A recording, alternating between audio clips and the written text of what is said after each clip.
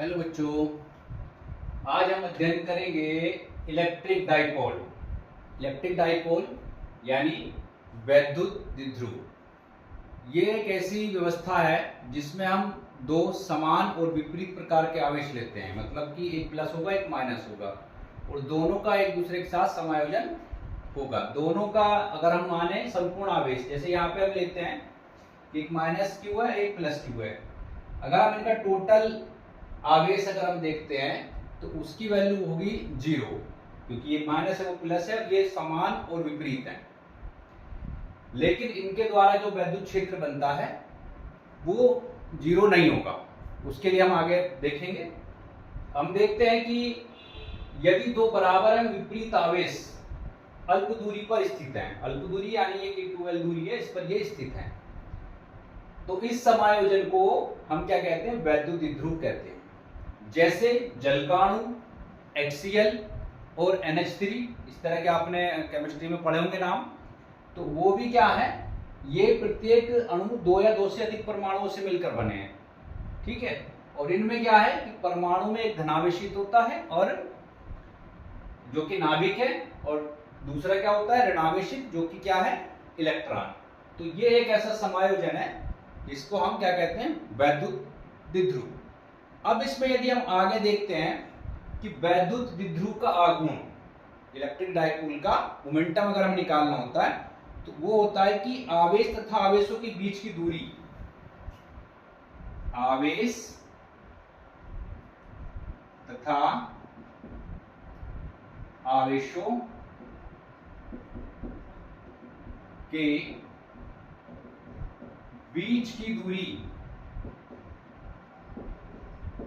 के गुणनफल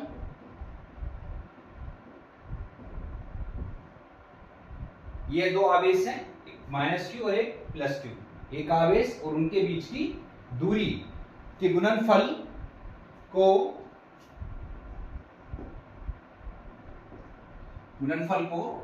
वैद्युत द्विध्रुव का आघूर्ण, वैद्युत द्विध्रुव का आघूर्ण कहते हैं। वैद्युत द्विध्रुव का आघूर्ण कहते हैं। अब इसमें हम क्या करते हैं, दो आवेश लेते हैं, एक प्लस क्यू एक माइनस क्यू, एक प्लस क्यू एक माइनस क्यू, और ये दोनों क्या हैं? जो 2l दूरी पर स्थित है। माना दो आवेश minus Q by plus Q एक दूसरे से 2l दूरी पर स्थित है। ये क्या है? दोनों एक दूसरे से 2l दूरी पर स्थित हैं। तो अब हमें निकालना है इनके बीच वैद्युत द्विध्रुव का आघूर्ण। तब वैद्युत द्विध्रुव का आघूर्ण,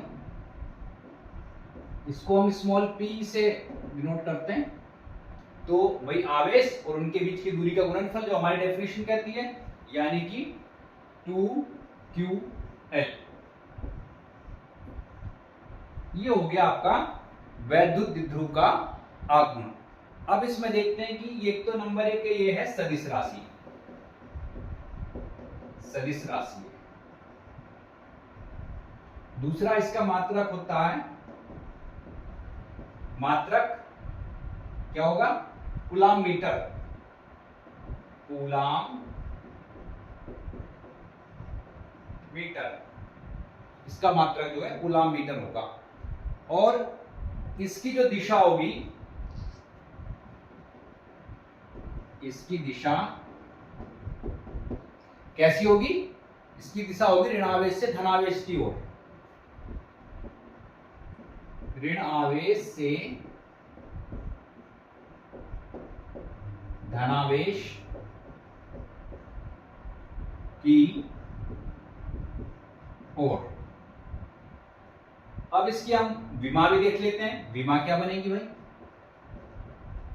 विमा जैसे कि आप लोग जानते हो आवेश, आवेश की विमा होती है AT और मीटर की L, तो हम इसको LAT ये भी कह सकते हैं, इसकी विमा होती है LAT।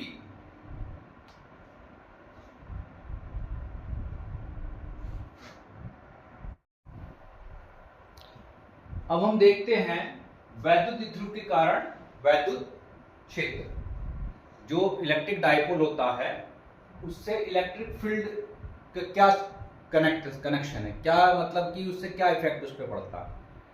अब जैसा कि हम लोग जानते हैं कि जो इलेक्ट्रिक डाइपोल है वो मतलब कि दो पॉइंट होते हैं हमारे, एक प्लस और एक माइनस का, माइनस क्यू प्लस क्यू, ठीक, बीच की दूरी इनकी 2L। तो प्लस और माइनस आवेश क्योंकि ये विपरीत और समान होते हैं, तो इनका जो आवेश होता है वैद्युत द्विध्रुव के कारण आवेश का मान जो है, आवेश शून्य होगा, आवेश क्या होगा, शून्य होगा। लेकिन वैद्युत क्षेत्र शून्य नहीं हो सकता, वैद्युत क्षेत्र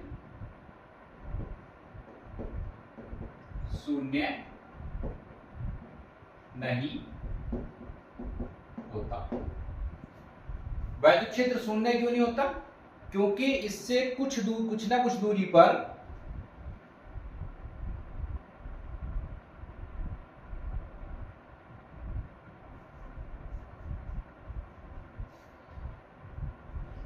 वैद्युत क्षेत्र शून्य नहीं होता, ठीक है। क्यों नहीं होता? क्योंकि आवेश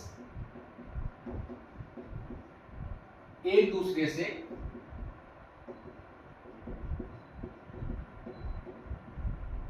कुछ दूरी पर होते हैं,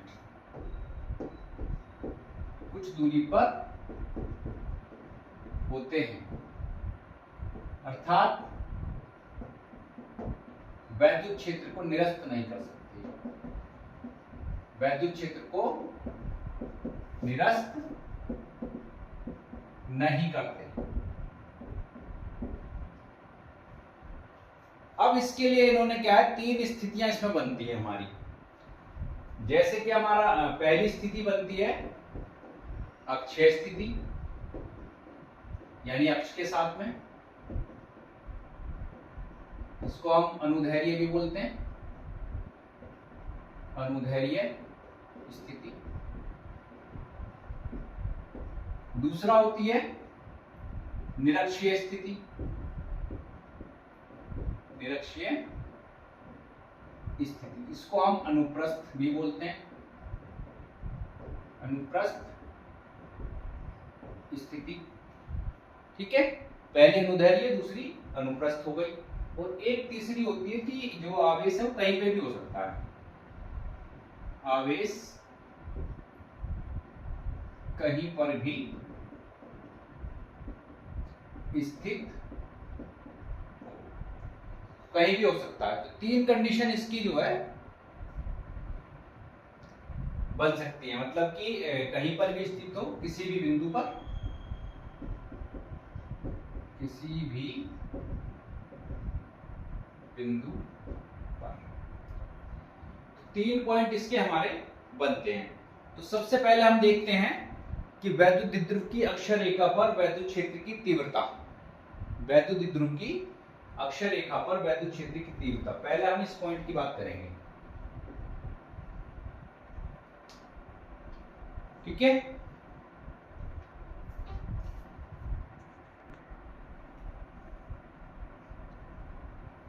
अब हम देखते हैं वैद्युत द्विध्रुव की अक्षीय स्थिति में वैद्युत क्षेत्र की तीव्रता। यहां पे एक डाइपोल लेंगे AB, उस डाइपोल AB से एक पॉइंट बाहर लेंगे बिंदु P, जिस पर हमें वैद्युत क्षेत्र की तीव्रता को हमें ज्ञात करना होगा। अब चूंकि हमारे दो आवेश लगे हुए हैं, इसमें एक -q लगा है, एक +q लगा है, तो ये दोनों ही आवेशों के कारण इसका वैद्युत क्षेत्र हमको प्राप्त होगा, ठीक है। माइनस वाले के कारण उसकी दिशा अंदर की ओर होगी और प्लस वाले के कारण उसकी दिशा बाहर की ओर होगी। ये हम लोग अभी पिछले उसमें पढ़ चुके हैं। तो इसको करना कैसे है, माना AB एक वैद्युत या विद्युत द्विध्रुव है, द्विध्रुव है। AB एक वैद्युत द्विध्रुव है, ठीक है, जिसकी लंबाई कितनी है, 2L है, जिसकी लंबाई 2L है। हमको करना क्या है, इस द्विध्रुव की अक्षीय स्थिति पर वैद्युत क्षेत्र की तीव्रता ज्ञात करनी है, ठीक है। इस द्विध्रुव की अक्षीय स्थिति में वैद्युत क्षेत्र की तीव्रता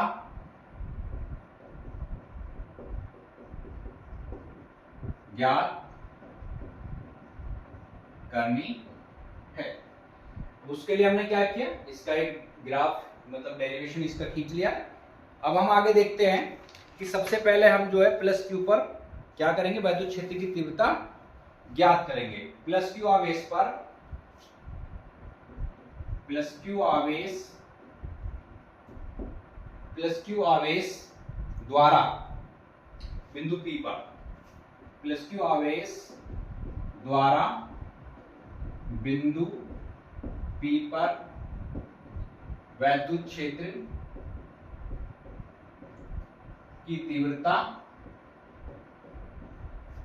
बिंदु P पर प्लस क्यू आवेश के कारण। अब इसकी दिशा क्योंकि बाहर की ओर होगी तो वैल्यू क्या आएगी हमारी, E1 equal to 1/4 pi epsilon naught, और आवेश प्लस क्यू, ठीक है, और हमारी डायरेक्शन है क्या है, अपॉन AP स्क्वायर, ठीक है, AP दिशा में, AP दिशा में। इक्वेशन नंबर चाहे तो 1 मान सकते हैं, नहीं तो इसको ऐसे भी रख सकते हैं। अब इसको थोड़ा सा और हल कर लेंगे आगे। E1 equal to 1/4 pi epsilon naught plus Q upon AP की वैल्यू यहां से हम देखते हैं AP की वैल्यू निकलती है, ये ऐसे नहीं होगा, R माइनस L, यहां तक थी हमारी R, ये है L, ये बचेगी R minus L, R minus L का whole square, R minus L का होल स्क्वायर। इसी प्रकार से माइनस क्यू आवेश द्वारा बिंदु P पर वैद्युत क्षेत्र की तीव्रता E2। अब E2 को देखते हैं, देखिए क्योंकि माइनस वाला है, इसे माइनस है P, ठीक है, तो इसकी दिशा क्या होगी, अंदर की ओर होगी। तो E2 is equal to 1/4 pi epsilon naught minus Q upon दिशा क्या रहेगी इस बार, BP, क्या रहेगी, BP स्क्वायर, BP का स्क्वायर, BP दिशा में, ठीक है, इसको भी हम हल कर लेंगे। E2 बराबर 1/4 pi epsilon naught minus Q upon, BP की वैल्यू क्या होगी, भी देखिए यहां से यहां तक तो आपकी R है और L इसके आगे है, क्योंकि हमारा मिड पॉइंट है ध्रुव का, R प्लस L का होल स्क्वायर। ये हमारी आ गई माइनस Q के लिए वैद्युत क्षेत्र की तीव्रता। अब हम निकालेंगे बिंदु P पर परिणामी, बिंदु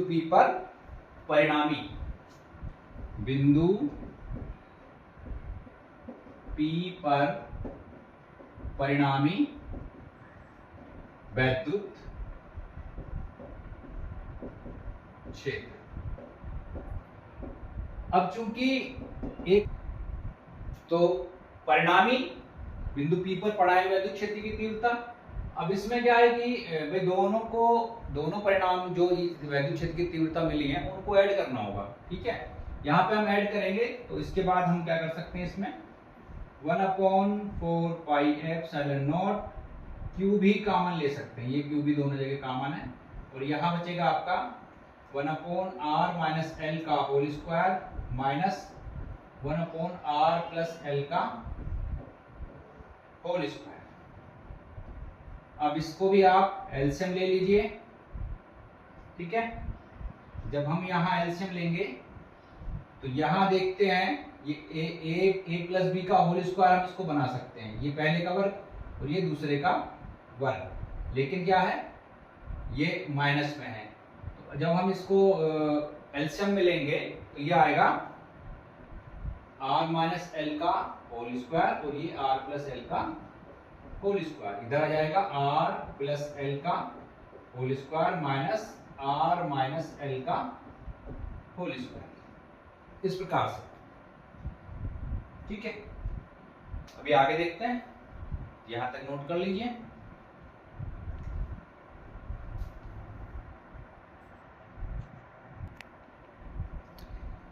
अब इसके आगे कैलकुलेशन करते हैं, यानी E equal to Q upon 4 pi epsilon naught, ठीक है। इसका फॉर्मूला खोल दीजिए, R square plus L square plus 2RL और minus R square minus L square plus 2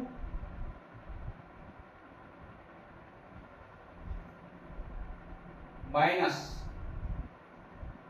पहले का वर्ग प्लस दूसरे का वर्ग माइनस दोनों की गुणा का दुगना, तो माइनस माइनस प्लस 2RL।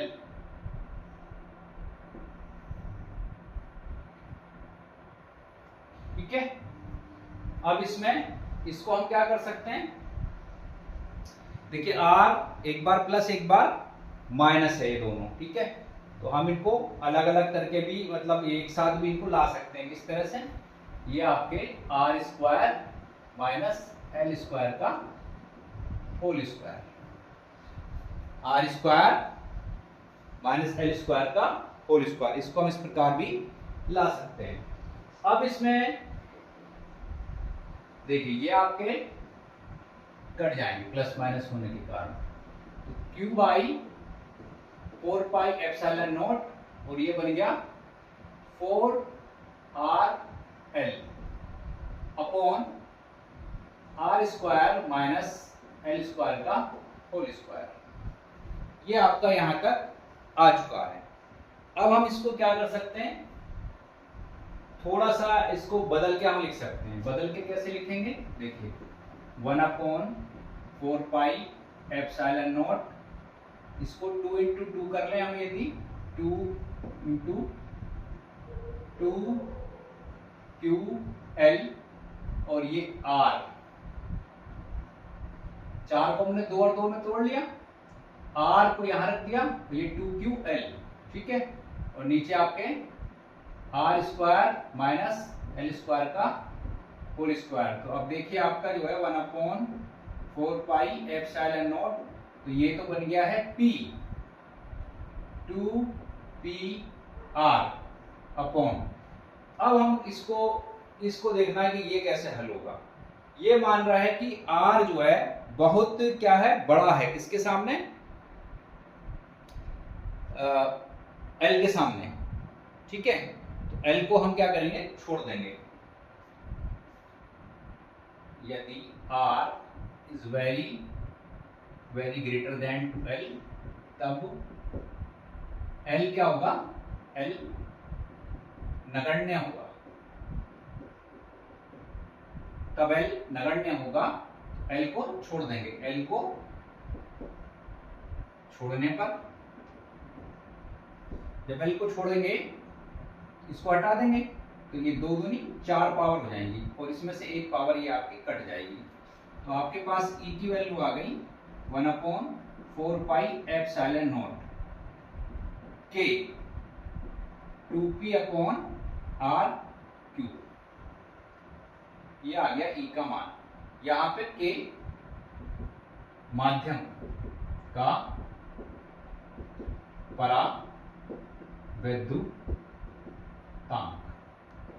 ये क्या है, माध्यम का परावैद्युतांक हम इसमें लगा देंगे। शुरू से भी ले सकते हैं, यहां भी ले सकते हैं, कोई इसमें ऐसी दिक्कत वाली बात नहीं है।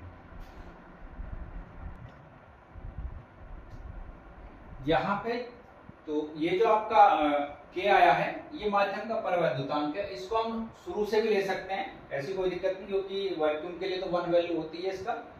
अब वैद्युत क्षेत्र की जो दिशा है, वैद्युत क्षेत्र की वैद्युत द्विध्रुव के अक्ष के अनुदिश वैद्युत क्षेत्र की दिशा, वैद्युत क्षेत्र की दिशा वैद्युत द्विध्रुव के अक्ष के अनुदिश ऋणावेश से क्या होगी, धनावेश की ओर को होगी। अच्छा, यहाँ पर हमने जो है इसको P रखा है, तो यहाँ पे आप इसको दिखा सकते हैं कि P बराबर 2QL। ये अपने सिंपल हम सब दिखा देंगे इसमें, तो जो भी चीज हम प्रयोग कर रहे हैं सारी चीजें इसमें हम अपनी लेके आएंगे कि हमने ये कहां से ली है। डायरेक्ट भी लिख देंगे तो भी कोई ऐसी दिक्कत वाली बात नहीं है, आपको केवल ये फार्मूला लेके आना है कि ये इसका अक्षीय स्थिति में वैद्युत क्षेत्र की तीव्रता E बराबर 1/4 पाई एप्सिलॉन नॉट के 2p/r³ होती है। ये फार्मूला आपको 2 नंबर में यूपी बोर्ड की परीक्षाओं में अधिकतर रखा हुआ मिलेगा, बहुत ही इंपॉर्टेंट है, इसलिए सब छात्र इसको बहुत अच्छे से कर लेंगे और समझ लेंगे। तो आशा करते हैं ये आपको समझ में आया होगा। बार बार अभ्यास करेंगे तो ये आपको याद भी हो जाएगा, और बिना देखे आप इसको अच्छे से अपना कर भी सकते हैं। कम से कम 3 से 4 बार अभ्यास करेंगे तब आपका ये एकदम याद हो जाएगा। और बोर्ड परीक्षा में अवश्य ही आपको रखा मिलेगा। पिछले कुछ वर्षों के अगर परीक्षा पेपर देखेंगे तो वहां भी आपको ये 2 नंबर में आपको रखा मिलेगा, तो इसलिए इसको अच्छे से याद कर लीजिएगा। ठीक है, अगर आपको वीडियो पसंद आई हो तो प्लीज सब्सक्राइब करें, लाइक करें, शेयर भी करें, अपने मित्रों को भेजें, वो भी फिजिक्स के पढ़ने का मजा ले सकें। Thank you.